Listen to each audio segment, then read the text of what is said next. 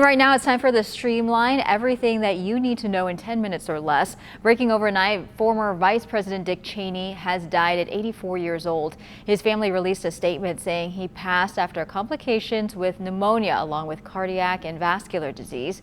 Cheney served alongside Republican President George W. Bush from 2001 to 2009. He was a notoriously silent but powerful vice president, influential in formulating the U.S. response to 9/11. Cheney was known for his increasingly conservative views, but in the last presidential election, the former VP voted for Kamala Harris, breaking away from the Republican Party. Today marks day 35 of the government shutdown, officially tying for the longest shutdown in U.S. history. But on Capitol Hill, some lawmakers say they have hope a deal can be reached by the end of this week. Senators went back to work Monday, and while no votes are scheduled, there are new discussions on a bipartisan compromise to fund the government. ABC News reports Democrats would agree to end the shutdown in exchange for Republicans passing 3 appropriations bills that address longer-term funding. But the deal still doesn't address Obamacare tax credits, so some Democrats and Republicans remain skeptical. I don't know if the Democrats are ready, and I say this with respect, they won't get what they've asked for. Mr. Art of the deal doesn't seem to understand that. He thinks he can bend reality. He thinks he can use hungry children as a bargaining chip against Democrats. Yeah, while Congress talks, millions of Americans still don't know where their next meal is going to come from. SNAP benefits ran out for more than 40 million people over the weekend. A judge ordered the White House to use emergency funding for the program. The Trump administration says there's only enough to cover half a month's worth of payments, and it could take weeks or months for states to distribute that. It is election day across the country. Here in California, it's all about Prop 50. If passed, it would allow the state's congressional map to be redrawn. That could potentially give Democrats 5 more seats in the House. Governor Newsom brought this proposition forward as a way to combat redistricting in Republican states like Texas. It isn't off your election, though, but it could set the tone for the next couple of years. This is the first big test of Americans' mood politically after the re-election of Donald Trump last year. Now, some other key races to watch today. New Jersey and Virginia both have close gubernatorial elections, and New York City's mayoral race could see record turnout. Overnight, President Trump threw his support behind former Governor Andrew Cuomo. Assemblymember Zoran Mondani is leading, though, in recent polls. Federal prosecutors are urging a judge not to dismiss the case against former FBI Director James Comey, alleging he lied to Congress. The prosecutors argued in a court filing Monday that President Donald Trump's personal animosity towards Comey did not cause the Justice Department to seek an indictment against him. They said the president's social media posts were only to express his opinion on why he believes Comey should be prosecuted. Comey's lawyers argue the DOJ has singled out Comey for prosecution because he has been a fierce critic of the president, wanting the charges against him dropped. And from one DOJ case to another, the Justice Department is defending its subpoenas of New York Attorney General Letitia James' investigations of President Trump. Justice officials want to look at records related to the civil investigations. James' office wants the subpoenas thrown out, calling them too broad and against state law. Justice Department lawyers said the subpoenas are valid. Now, in a separate case, James wants charges against her thrown out, claiming the interim U.S. attorney prosecuting the case was illegally appointed. On Monday, the DOJ defended her appointment. The judge will hear arguments in that case next week. Juggling the military life is challenging for families, and it's become even more difficult due to the government shutdown. But there is already a local nonprofit that's offering financial planning advice for service members and veterans. For Jaquita Edwards, getting out of the military after serving 10 years in the Navy brought a lot of financial anxiety. She went from having a stable job to relying on a monthly check from the VA, leaving her worried about running out of cash.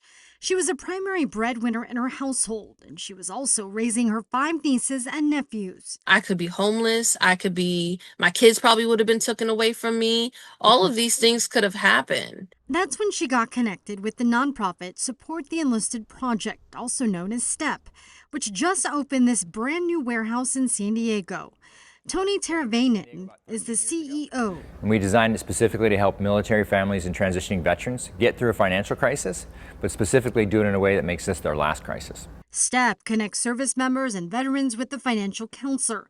Part of that free service includes getting them immediate financial help if needed. We have the ability to write a check to restore or retain basic necessities along the way. And that's when the financial counseling comes in, helping them create a plan to stay within their budget. We're going to walk with them for the next year and help them recognize the small wins and the big wins that they're doing and really work to institutionalize those behaviors. And that's the program we're working to scale across the country. Data from the Military Family Advisory Network shows almost 93% of service members and their families identified financial stress as a major concern.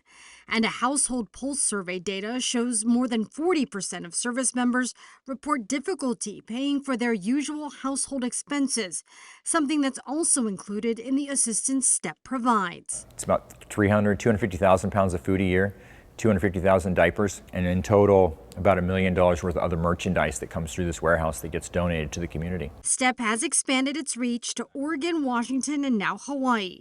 In total, the program has helped more than 9,000 military and veteran families permanently overcome financial crisis. And Jaquita says she's thankful STEP is around to help get service members like herself back on track. Because without them, I don't know where I would have been. I'm not going to lie and say that I know or I would have figured it out, because I wouldn't have, because that was my last resort. For more information about the STEP program, head to teamstepusa.org. Marie Cornell, ABC 10 News. A California man who pleaded guilty to killing his 7-month-old son was sentenced to 25 years to life in prison on Monday. Baby Emmanuel Haro was reported missing by his parents back in August. Jake and Rebecca Haro told authorities the baby was kidnapped from a parking lot in Yucaipa, but authorities said there were inconsistencies in the parents' story, leading them to search their home multiple times before the couple was arrested and charged. While Emmanuel's body has not been found, he is presumed dead. Last month, Jake Haro pleaded guilty to second-degree murder, assault causing bodily harm to a child, and filing a false police report. Rebecca Haro has pleaded not guilty to murder. In Ohio, a shooting at an Airbnb house party injured 9 people, most of whom were teenagers. Now there are questions about Airbnb's potential responsibility when large, unauthorized parties are held on its properties. Local police say short-term rentals are not allowed in that area. They're working with Airbnb now to determine how that booking was approved. They're also still trying to identify the suspects. 2 of the shooting victims have been released from the hospital. The conditions of the others are unknown. 2 people now face charges in Michigan for a plot to attack the LGBTQ community in the suburbs of Detroit. The FBI says the terror plot was ISIS-inspired. Federal authorities say they recovered 3 AR-15 assault-style rifles, 2 shotguns, 4 handguns, and more than 1,600 rounds of ammunition, along with tactical gear. Muhammad Ali and Majid Mahmoud are charged with illegally acquiring guns that were going to be used in the attack.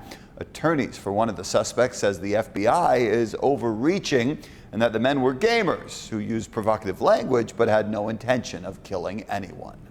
3-time Oscar nominee Diane Ladd has died. She was best known for her roles in the films Alice Doesn't Live Here Anymore and Wild at Heart. Her daughter, actress Laura Dern, says Ladd passed away in her home in Ojai. She was 89 years old. There were no winners announced for the Powerball after Monday night's drawing. The jackpot now at $438 million. The next drawing for the Powerball lottery is on Wednesday, so good luck. But if you're looking to get lucky today, the Mega Millions drawing is happening tonight. That jackpot stands at $800 million. And if you're looking to play, make sure to buy your tickets before 7:45 p.m. Pacific Standard Time. The drawing set for 8 p.m. And that's your ABC 10 News Streamline. Everything you need to know today in under 10 minutes.